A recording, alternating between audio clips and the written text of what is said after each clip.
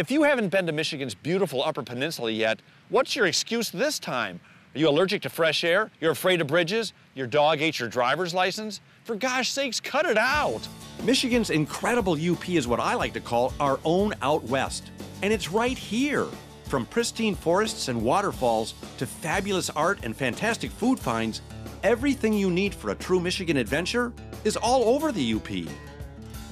And even if you're a city slicker, there's enough energy, culture, history, and architecture up here to keep you happily hopping from town to town.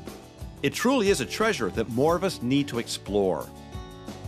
Michigan's Upper Peninsula is conveniently located north of the Lower Peninsula, right on the other side of the mighty Mackinac Bridge. You can't miss it. Well, we just passed over the Mackinac Bridge, and now we're going to turn left and head west to a Michigan mountain range that's named after one of my favorite little land mammals. Because not only are they cute, they're pretty sharp, too. But first, some gratuitous driving shots.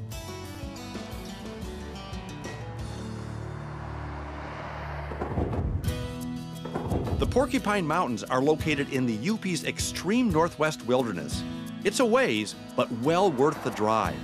This state park is over 60,000 acres of ancient mountains, towering virgin timber, remote trails, wild rivers, and secluded lakes.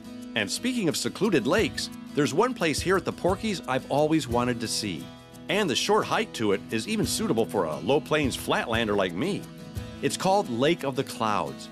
And to make sure we found our way to and from it, I met up with park naturalist Bob Wild. Well, Bob, this is where I usually say wow.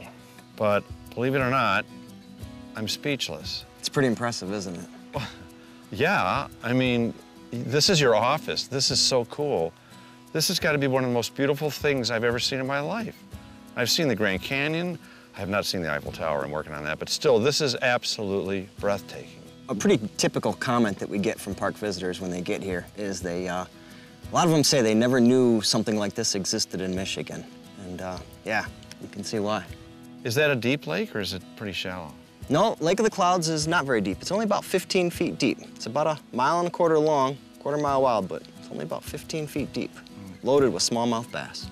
Now it looks like complete wilderness all around the entire lake. Is that true, or are there people down there camping? Yeah, there could be some people camping. We've got some backcountry campsites that are on the south part of the lake. One of the park's rustic cabins is on kind of down in this corner of the lake, but it's all wilderness. There's no roads, no people. That's all park property that you see there. In fact, almost everything you're looking at is all part of the old growth forest of the park as well. So that area's never been logged either. Well, how high in elevation is Lake of the Clouds? The lake itself, right now, it's about 300 feet below us. The kind of the fun thing about this spot is when people get here, it feels like you're the top of the world, the highest spot in the park. And in reality, this is the midway point from the lowest elevation to the highest elevation. Lake Superior is the lowest elevation, about 600 feet above sea level. Summit Peak, the highest spot in the park's 1,958 feet above sea level. And we're about 1,350 here. We're the halfway spot between the lowest and the highest. Really? Yeah, in fact, there's a lake in the park that's 200 feet higher in elevation than what we are right now. What's that one called? Lake of the Stratosphere? Close, Mirror Lake. Oh, Mirror Lake, okay. Now, there's so much beauty to take in at the Porcupine Mountain Wilderness State Park that you might want to stay a few days. And for that, we've got you covered. This is a world-class camping destination for nature lovers far and wide. And with the majestic views of the Lake Superior shoreline just steps away, you'd be hard-pressed to find a better place to get your camp on than right here.